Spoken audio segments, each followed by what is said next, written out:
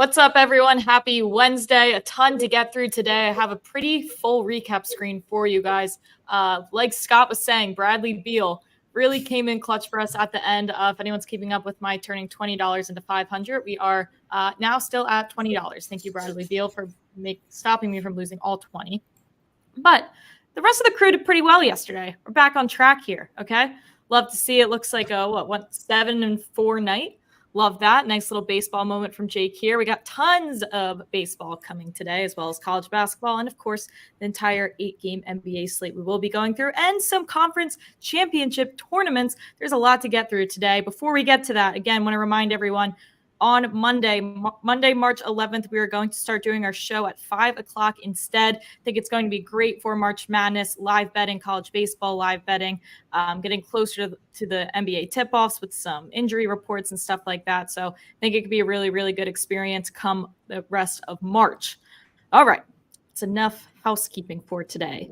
Let's get started, Jake. I know a lot of people are here for the college baseball plays, so let's start ripping through those first. Steven, I'll send you into the chat, get any early NBA questions going. Let's start with college baseball here.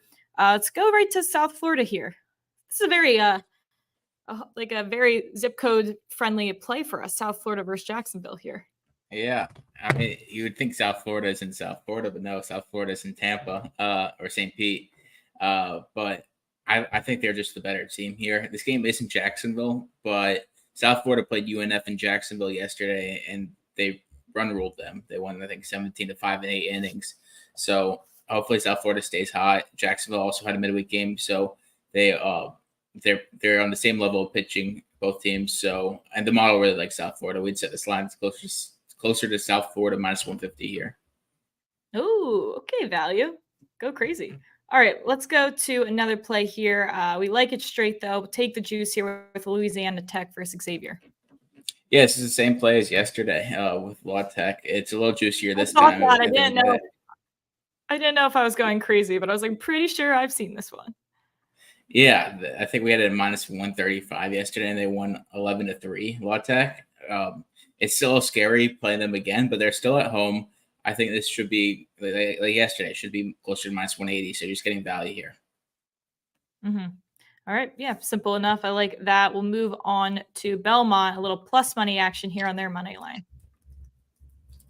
Yeah. This is actually moved from Belmont +115 to Belmont -110 in some places. So if you could get it at at plus money anywhere, just take it. But even at -115 and close to even both ways, I still like it.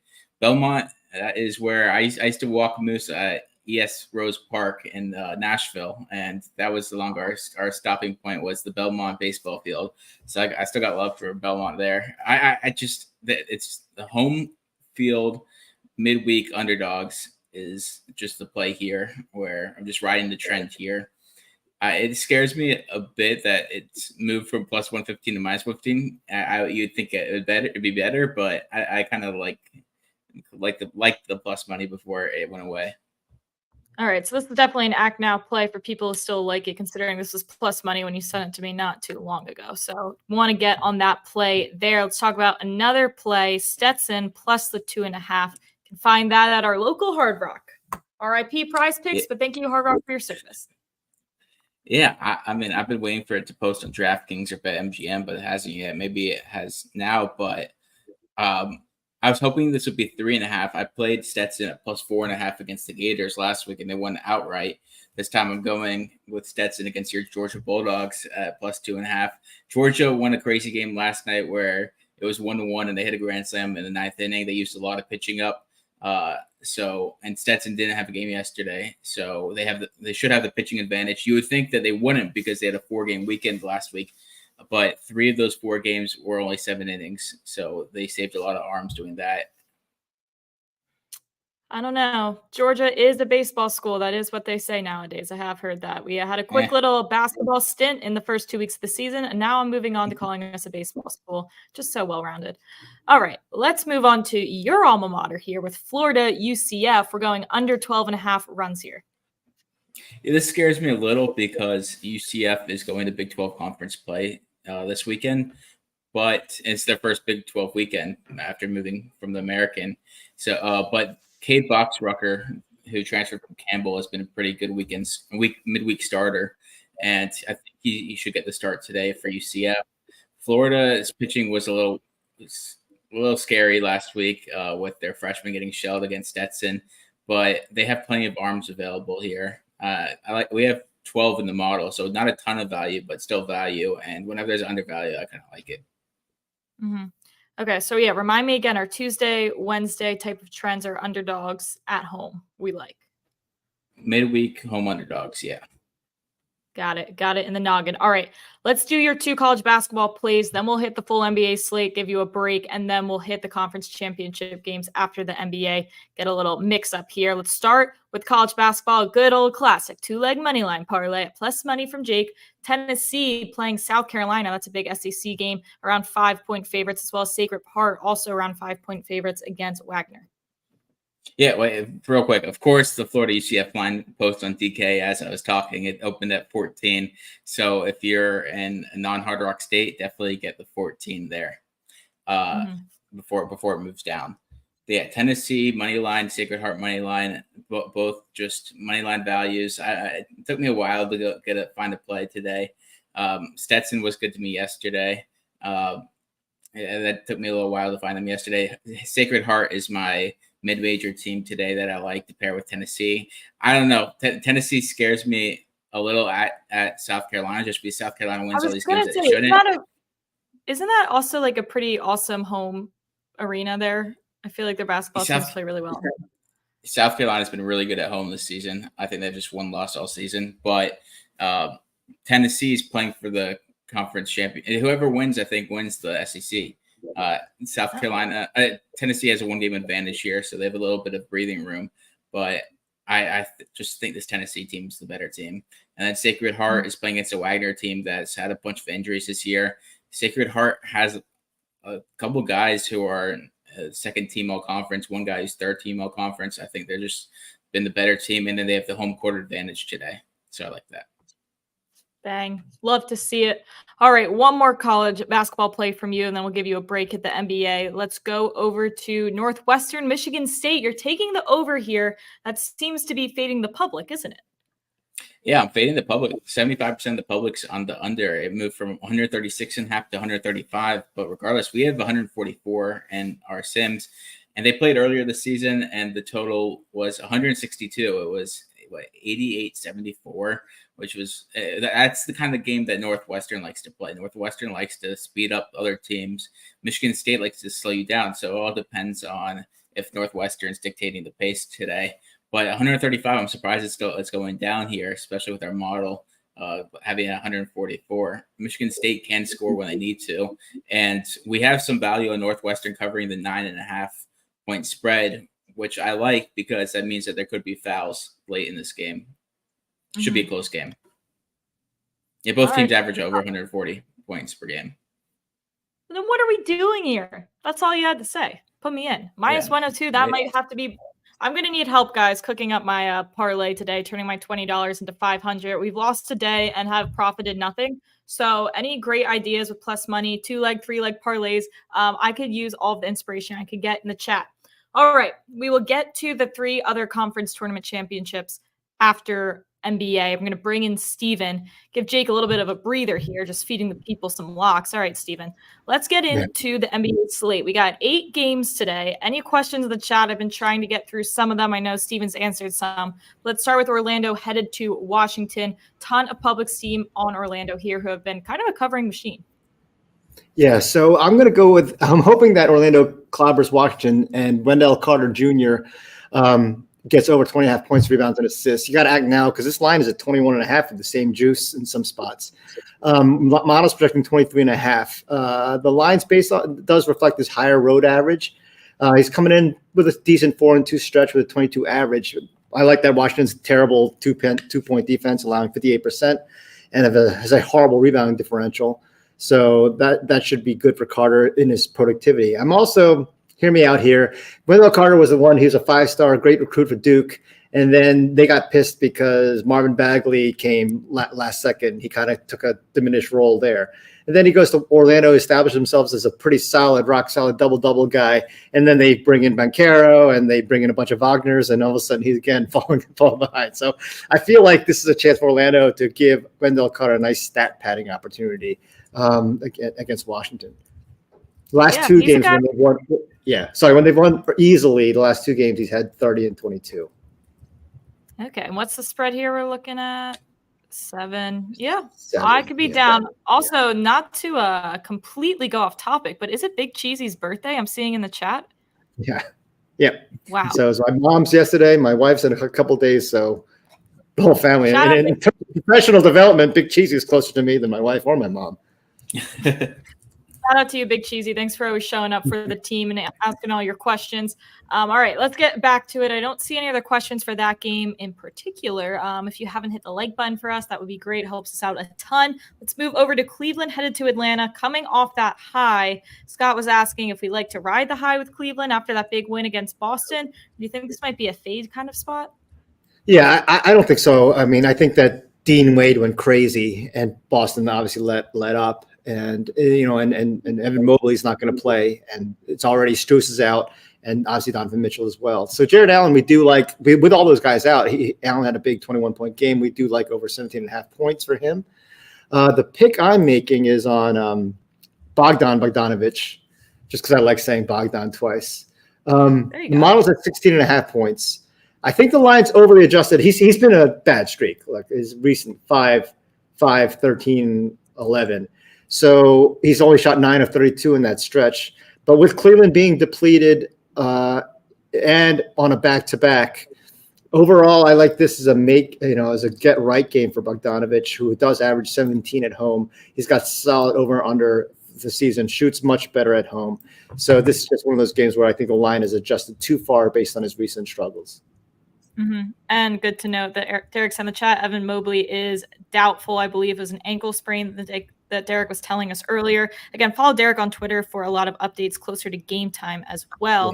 Question about Bogdan and his threes, over 2.5 plus 105. My brain's immediately thinking plus money this week since I had to turn plus money. We're projecting 3, so hopefully we get that. We're projecting 3 purely on volume too, which is good because we don't have him shooting some ridiculously high percentage. What has his volume been recently from the 3-point line? Let's see. 6 was his low, Oh no, that's 6 is here. Yeah. 8, 5, 8, 5, 11, 5, 10. Shoot. I like that. Trae Young, they need. Without Trae Young, he's pretty much the primary 3-point shooter. DeJounte used to not shoot at all, but now he's shooting more. But I'm literally writing that down so I can play that later. Thank you for that awesome idea. All right, let's move on here. Let's go to Memphis, headed to Philadelphia. Philadelphia just kind of in shambles. My boy Tyrese Maxey concussed. Hate to see that. But we're on Jaren Jackson Jr. here. I think I saw some plays on him in the chat. We're not You tweeted this out earlier today. Again, really good to follow us on Twitter so you can get some of the Act Now plays that we know are going to steam. We were trying to get this before it hit minus 200. I'm assuming it's minus 200 now, right, Steven? It's like minus 240 was the best price. It's probably 1.5 minus 110 now in most spots. Yeah, I just put this in as a shameless promotion for myself, trying to get people to validate me on Twitter and follow me. But as we move to 5 p.m., a lot of the early line movement values that we like to do early in our show will go away. So that show will be a lot less probably, act nows and stuff like that because it's much closer to the game time. So it's important to follow all of us. If there's a play that we have love early, then we'll put it out there on social before the line changes. Mm-hmm. Yeah, this is just all a right, spiel. So, yeah, way to flex on us, Steven. 2 claps for you for showing us that you got this earlier than the rest of us. All right, let's move on. Clippers headed to Houston. This is an ugly play, but I actually really like it because we're all about the ugly plays on this show. Dylan Brooks, who has kind of been hitting the bed.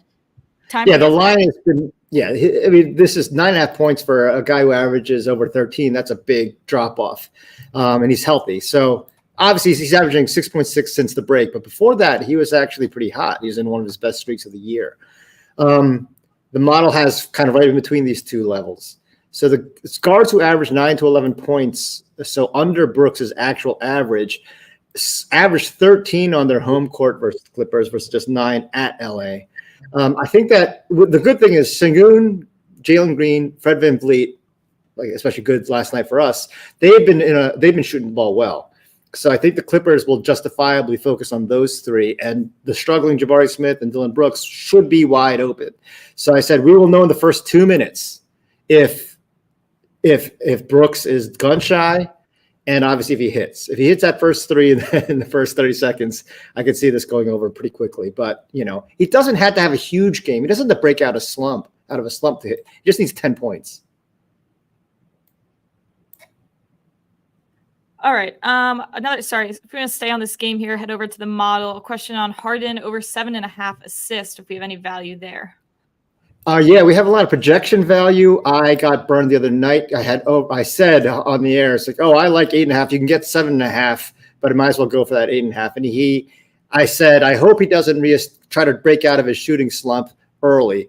And he did exactly that. He tried to break out a shooting slump. He had 11 points in the first quarter, had 29 for the game, only had 1 assist in that first quarter. He finished with 8. So I do think that now that he's back out of his shooting slump, he could go back to being pass first, shoot second. And without Westbrook as a backup point guard available, his assist number should be at that 8 level. Real quick, I know Joey Two-Time was asking about Tennessee minus the 5.5. Jake likes some in a parlay with Sacred Heart, money line versus Wagner for plus 102. A little more value there. Yeah. Okay, moving on. We're talking about Brooks. This reminds me of our boy Derek Lively last night. 36 minutes, 0.3 rebounds. Our guy had 0.0 assists, 0 rebounds in Derek who? Probably I think I know. I don't know what that name is. I don't know who you're talking about. There's there's people on the S list, and then there's people who are just non-entities. Yes. And that just like the stat line, it's 0. It's 0. No. We speak no more. You can't out rebound me by 1. You can't out point rebound and assist me by 1 and expect to be in any way. He almost had the trillion line where it's like what Mark Titus. We mentioned his name more in the last 30 seconds than he did points, rebounds, and assists. So that's Mark Titus, his username is Club Trillion because when he was at Ohio State, he used to play 1 minute and he'd have 0 statistics across the board. So it was the Club Trillion. So it was 1 minute, 0 points, 0 rebounds, 0 assists. And Derek Lively almost had the 17 trillion, 17 minutes with 0, 0, 0, 0, 0. Luckily, he had 1 rebound to avoid that, but almost. I don't know if it's a good thing or a bad thing, but I do sometimes like pointing out something that the opposite happens because I feel like it's still sort of accurate. So when I said Daniel Gafford wasn't playing that much, which is why Lively was a good play, and then Gafford came out with a nice big 7 for 7, 16 and 10. So I know it's the exact opposite of what I said, but I still think it's right. I'm not giving this guy any more of our breath. I'm cutting you boys off. We're done with him. We're moving on.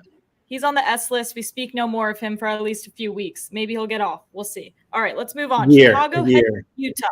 A year. Fair. Right. Chicago headed to Utah.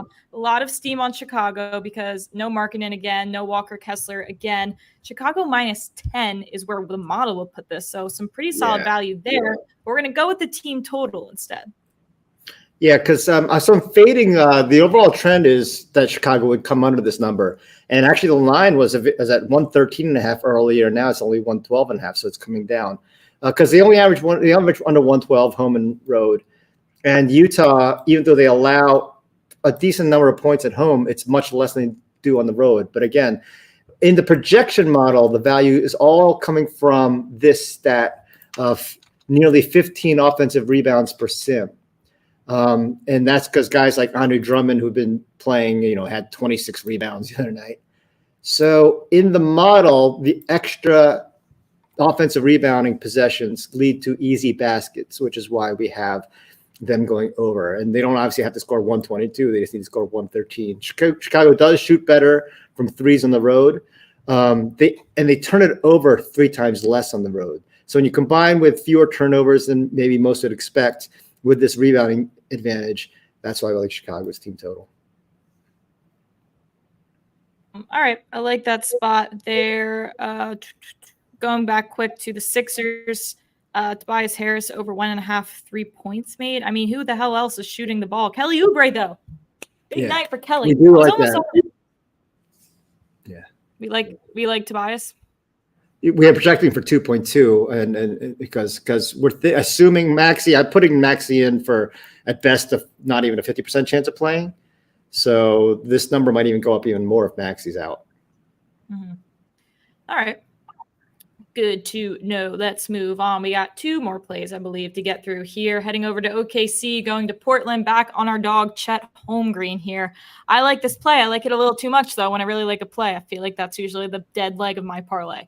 But sell us. I don't like I don't like that it's he does average fewer on the road, and we have 1.6, but there's plus money available at over 1.5. I do love the fact that he shoots a really high percentage in the same on the road and home. And he's on going back over a month, a nice strong 9-5 over streak, but recently on a little bit of a lull, right? So he hit 2 the other night, but then 1-1-1. So if you look at his stretch, Chet goes through stretches of multiple games in a row, and he rarely waffles, over and under back to back. So if that's not scientific, I don't know what is.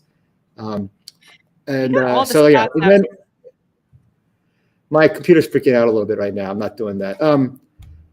Players that average 1.5 to 1.8 made threes, they average more versus Portland at Portland than they do on their home court. Maybe that's to do with Portland. I think Derek is pointing out that Portland tends to try to play maybe at a faster pace in their home crowd. And then with Ayton probably out and Grant probably out, there's going to be no one with the size and movement to stay with Chet. Yeah, it looks like Sharp, Brogdon, and Henderson all out. So it seems like Chet, like we were saying earlier, probably should just be able to shoot over everyone else on the court. Ayton's doubtful. Yeah, like this play a lot. We got a question about Shai here. SGA under 31.5 points in case of a blowout situation. Yeah, we have no value on points, rebounds, and assists. I always want to play him, but his lines are always so high that it's never rarely value. What do you think, Jake? Well, this is under. Oh, under? Yeah, we're projecting 31.8, but that's with a full 36-minute complement minutes. Okay. I played his under 12.5 rebounds and assists the other day, and he had 8 in the first half and then 3 in the second half, so I barely hit that. So, but yeah, it all depends on how you think the game flow is going to be. But I don't mind it and under if you're assuming. I can, maybe after this I can do a quick thing of seeing what his average is when they're heavily favored, double-digit favorites. Yeah. Mm-hmm. Yeah, do a little on the fly research there. All right, 2 more NBA games to get through, and then we'll get to the conference championship picks. The 3 tournaments we'll be going through. Let's go to Milwaukee going to Golden State. Nice matchup here. We like the Bucks team total tonight as well. Yeah, so Giannis is a game time decision. He missed his last game. So I think that's why the steam went to Golden State. Andrew Wiggins is also back from his absence. I do want to act now because this is 110.5 earlier. The model has it from 118. That does include Giannis, but I like, this isn't a spread pick. So if Giannis doesn't play, I still like Milwaukee's chances of scoring over this number, potentially in a blowout loss, but maybe Golden State just gets happy to win by 10, like 130 to 120. Love that Dame is getting hot, and the over in Milwaukee games is on a 6-0 stretch, actually 6-1, 6-0 in his 110.5, 5-1 now that they scored 111 one game. And Portis was huge against the Clippers last game, and against Golden State when needed, when he played a decent number of minutes, he put up solid double doubles, 15 and 13, 25 and 11, 13, 13, 20 and 7. So he's available. He's a great corner 3-point shooter and is active on the boards. And if Giannis is officially questionable. That if he is out, we'd obviously like Dame more. Maybe his player props too. It could be something to look into if we hear more. Yeah, we already lean over on his PRA, and that's with Giannis playing. So we would like it much. So I think we hit that too, just in case. Other follow-up question to that statement: if Giannis is out, you were saying we still like the team total over, just probably not winning the game. Yeah, I mean, the model loves guys like Danilo Gallinari. I didn't even realize he was seeing time, but he's another person who can fill it up when needed. All right. Good stuff there. Oh, sorry. Before we leave, a ton of questions about Curry here. Looks like his point total line somewhere around 26.5, 27.5. People are asking. We don't have value on that. We only have 25.7 projected. probably skewed by his last game where he only had 4 points at Boston, that demolition at Boston. Mm-hmm. All right. Time to save the best for last. The man of the hour coming up. Sacramento headed to the LA Lakers. Austin Reeves over 18.5 points and rebounds. Yeah, I wanted to get in your good graces. So I picked Austin Reeves. We didn't have value on his assists, which is why I took points and rebounds. Model has 20.1. He does average slightly more at home with a nice 19 and 13 over split. 20 plus in 3 of his last 4. His 1 under, he did have 18. Guards who average 18 to 20 points plus rebounds.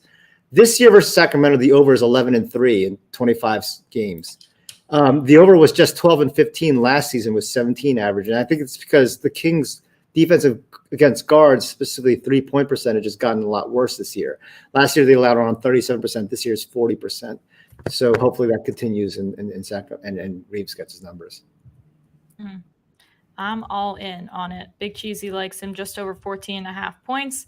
I like these plays. I don't like the West Coast plays, but I might have to stay up for this one for my guy, Austin Reeves. All right, Let's regroup here. Let's head over to 3 conference championship picks that we like today. Try to do it in under 4 minutes here. We'll start with the West Coast. Okay. Wait, I know way more teams in this league than I thought I did. But let's go with, this is the current 3 seed, San Francisco. Yeah, I'm not loving Jay can give a lot more insight to this. Model historically has loved Gonzaga, but we've fallen out of love since they've broken our bracket multiple seasons. So the model like St. Mary's simply because their road splits are, really better road splits than home. So that's, playing well in the model.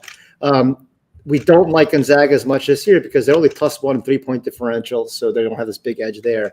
And San Francisco is a really good long shot value because of their strong road splits. They're +4 point differential, +4 on the boards, +9 in 2-point percentage, and they're holding teams to just 47% 2-point shooting. So in the model, they're the ones that are winning at 20%, which is way more than their implied odds. Mm-hmm. And I mean, St. Mary's, the problem with them is that they lost Joshua Jefferson to a season-ending knee injury, which I think you can't really understate how big of an impact he made up because he just was a high-energy guy, not necessarily a high points-per-game guy, but he really impacted the game in small ways. Gonzaga, we don't like them, but the game is in Vegas. They usually have a pretty good crowd that travels to Vegas for the conference tournament, so they'll pretty much have home court advantage in most games compared to other teams. But I don't mind the value on San Francisco at all. I think they're a pretty good all-around team. I don't mind them as a long shot. I think I would say if I had to pick, I would pick Gonzaga to win, but I don't mind a sprinkle on San Francisco. Yeah. What I'm thinking about, if this team was not Gonzaga, if the names were reversed, but the rosters are identical, the odds would probably be completely reversed as well. Mm-hmm. So Gonzaga's getting benefit from the history. Just quickly for our new viewers here, you're looking at the sim percentage is our Sportsline model, our percent chance for them to win compared to the odds implied percent chance to win. And then you can see how much value we have. So we give them a 20% chance to win. Vegas only gives them a 7.7% chance to win. So that's where you see so much value. And that's why we like that as a long shot value play, just for our new friends here that I'm seeing. So we can move on to our other conference tournaments as well. Yeah, and I like to look at the total number of the odds and apply percentage to see how much you're getting, screwed over by the books. Not too bad for a conference tournament future. Usually this is as high as 25% in some spots. So, and I believe these are all DraftKings prices. Southern Conference, don't know a lot. Jay can help. We don't have barely any value, but UNC Greensboro. So when I looked at it at Sanford, they're not that great on the road. They have overwhelming +16 point differential at home and just +3 on the road. So in the model, in a neutral court setting, we're trying to equally weight those stats and not just get skewed by the number of games in one or the other. So that's why even though they're the sim favorite to win it, 32%, it's not good value. Greensboro is a solid 10-7 straight up on the road with a +4 3-point differential, which is why there's value there. Yeah, I mean, UNC Greensboro has a lot of upperclassmen. The Langley twins are pretty good. Michael Brown Jones. I don't mind. There's been some wackiness in the conference tournament so far. Lipscomb, Eastern Kentucky both went down. So the 1 and 3 seeds went down yesterday. in the ASUN tournament. Big Cheesy says Chattanooga. So Chattanooga is fair value, which is actually good value when you consider the 17% juice. So if this 15.4%, if Vegas was being honest, they wanted to give us money on fair numbers and not in it for profits, not in that corporate greed, they would have this probably around 12%. Yeah. Mm-hmm. And so, I mean, look at the Sims, maybe if you want to play two teams, and I'd play UNC Greensboro and Chattanooga, both at plus 425 and plus 550. And if one of them if UNC Greensboro loses and Chattanooga wins, you're up 4.5 units. The other way around, you're up 3.25. It's just you needed Samford to blow it there, but I don't mind that play at all. I like it. Mm-hmm. All right, we got one more to hit, don't we, before the recap screen? Yes. Mm-hmm. What am I going to say? St. Thomas Tommies. I don't know. It's fairly value there. So it is interesting, Jake. Maybe you know something why the 4 seed is the betting favorite and the sim favorite, or not the betting favorite, second in betting favorite and number 1 in sims. It's probably just that they've been playing a lot better recently. Their top player from last year transferred to Virginia. If he was back this year, they'd probably be a 2 seed and still. We love St. Thomas in our sims all year. We actually love Oral Roberts all year because of Max Asmus, but he's gone, and we've had to downgrade them quite a bit. And we should say we love Oral Roberts, the university basketball team, not the former the person necessarily. North Dakota, the Golden Eagles, yes. I know that's before your guys' time. South Dakota State normally is really good, and I don't mind playing them, but I could definitely see value on St. Thomas considering how I think they're a well-coached team. So the reason why the model likes North Dakota as a long shot value is last year their 3-point defense was really good, especially at home. This year it just got bizarrely bad. They allowed like 39% 3-point shooting, and they were -7 in differential. But on the road they're good. It's like they shoot the same as they allow. So they have the nuts and bolts in there to play good defense on the perimeter. Something happened in a few aberrant games where they allowed a really high percentage on their home court. Mm-hmm. All right, so that's a few long shot and just solid value plays here for everyone. We'll hit the recap screen quick. We had a lot of new friends here today. Scott wrote us a nice note. This is the best show of them all out there. If you're new, you need to make this part of your day on the regular. Hopefully on Monday when we start doing 5 p.m., the rest of you guys can still stick around with us. I think it'll be a more fun show. Again, we'll do some live betting, make some parlays, be a little less buttoned down. It'll be really fun, more interactive with the chat. So again, Thursday, Friday, we will be 1 p.m. per usual. Starting Monday, when we get closer to March Madness and all this stuff, we're going to switch to that 5 p.m. slot. So appreciate everyone who stuck around today. I know it was a long show, just a lot to get through. And happy birthday, Big Cheesy. Good luck with your bets tonight, and we'll see you guys tomorrow.